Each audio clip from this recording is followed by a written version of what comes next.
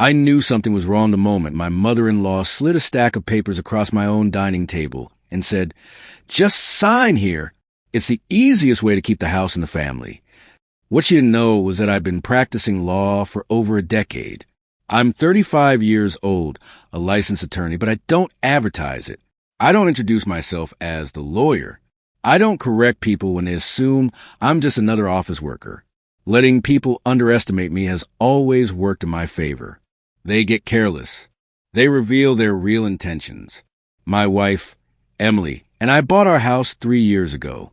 Nothing fancy, just a quiet, comfortable place we work hard for. We saved aggressively, skipped trips, and built our life brick by brick. That house meant independence. My mother-in-law, Marianne, hated it. She wanted us closer to her, not because she missed us, but because she needed control. Marianne has always disguised manipulation as concern. Everything she does is for the family, even when it clearly isn't. For months, she made passive comments. Parents usually have rights when it comes to family property. I've invested so much emotionally in that house. I just want to make sure it stays protected. I ignored it until one afternoon she casually announced she'd be coming over with her lawyer to discuss paperwork. Paperwork for what? "Oh, just family matters," she said. "Nothing to worry about." That's when my instincts kicked in. The day she arrived, she brought a man I'll call Victor. Ill-fitting suit. Weak handshake. No confidence. No eye contact. Every red flag imaginable. We sat at the dining table, and Marianne went straight for kill. "We've decided it's best if the house is transferred into my name," she said, smiling. I stared at her. "Excuse me?" "It's for the family," she continued. "You're young. You can always buy another house later." I turned to Victor. "You're okay with this?" He cleared his throat. Families often do this for estate planning. I leaned back. "Interesting. What kind of law do you practice?" "General law," he said. That's when I smiled. "Because I've been practicing law for 10 years, I said calmly, "and I've never seen estate planning done this way." The room went silent. Marianne's face dropped. "You're a lawyer?" "Licensed and practicing." Victor looked like he wanted to disappear. I asked to see the paperwork. What he handed me was laughable. No letterhead. Typos everywhere. Clauses that contradicted each other. One page called us tenants. Another mentioned rent. Marianne snapped, "You're being difficult on purpose." "No," I said. "You're trying to steal my house." That's when I stood up and reached for my briefcase. I opened my laptop and pulled up property records. "Funny thing," I said calmly, "there have been multiple unauthorized title inquiries on our home, all traced back to your IP address." Marianne froze. "I was just looking," she said quickly. "Looking for loopholes." I replied, "And now you brought fraudulent documents into my home. That establishes intent." Victor stood up, muttered something about needing air, and practically ran out the door. Marianne changed tactics instantly. She turned to Emily. "Don't you care about your family?" she pleaded. "Your husband is being unreasonable." Emily finally spoke. "Mom, stop. You need to leave." Marianne glared at me. "This isn't over." "Oh, it is," I said. "You've attempted fraud, involved a fake lawyer, and left a paper trail. I've already contacted the authorities. I'm willing to keep this quiet if you stay out of our lives." She stormed out. The fallout came fast. I filed a formal complaint with the state bar. Victor vanished. I placed a title lock on our home. I documented everything. Marianne retaliated by spreading lies. She told relatives I was controlling Emily, turning her against the family. Some believed her until they heard the full story. A month later, Marianne lost her job. She'd use her work email to coordinate fake legal documents, and a co-worker reported her. Emily wasn't surprised. "She did this to herself," she said. But Marianne wasn't done.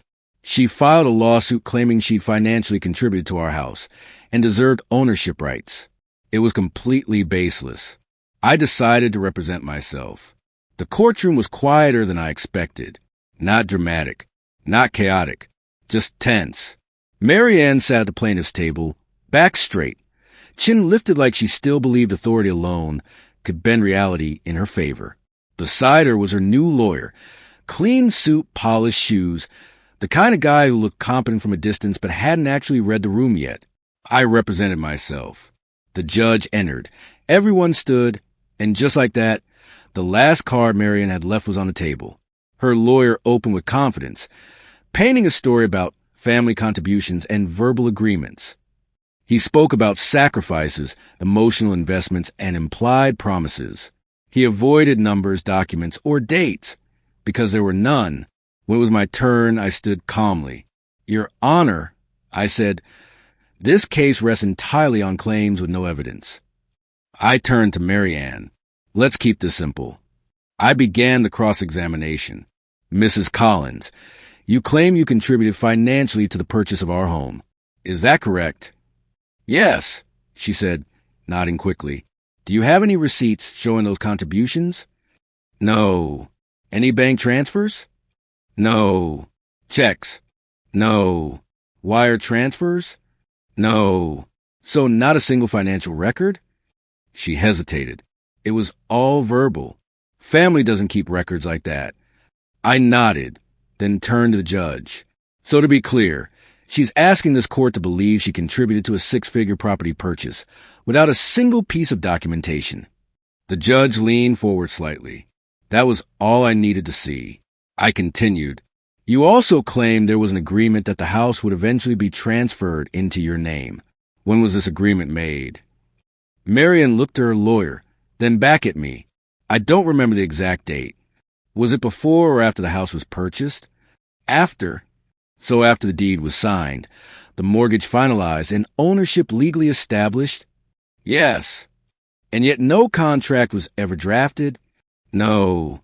"No emails confirming this agreement?" "No." "No witnesses present?" She swallowed. "No." I paused, letting the silence do the work. Then I shifted gears. "Your Honor, I'd like to submit evidence."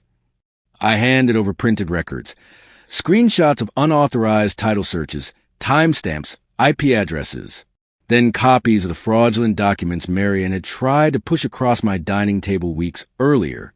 I explained each piece slowly, clearly. These title inquiries were made without our consent. These documents were created by an unlicensed individual posing as an attorney. These emails were sent from the plaintiff's work email address. Marianne's lawyer tried to object weakly. The judge overruled him. Marianne was visibly shaking now. I finished by submitting the final document, the temporary restraining order that had been issued after her repeated attempts to interfere with our property and contact us. When I sat down, the room was dead silent. The judge adjusted her glasses and looked directly at Marianne. "Mrs. Collins," she said, "your claim has no merit."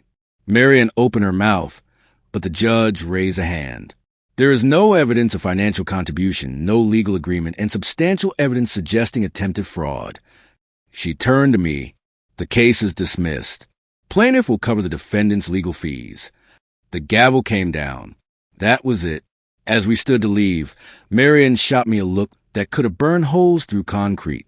Rage, humiliation, disbelief, all packed into one glare. I didn't say a word. I didn't need to. Outside the courthouse, Emily squeezed my hand. "It's finally over," she said. And she was right.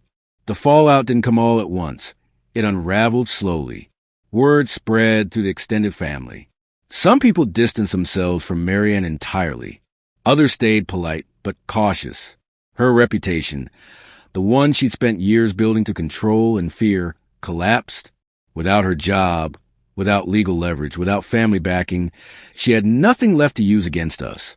Emily and I took steps to make sure it stayed that way. We reinforced legal boundaries. Limited contact. No surprise visits. No family meetings. Our home became what was always meant to be, a place of peace. Every once in a while, I'd hear through the grapevine that Marianne told people I'd ruined her life. I never corrected her, because the truth was simpler.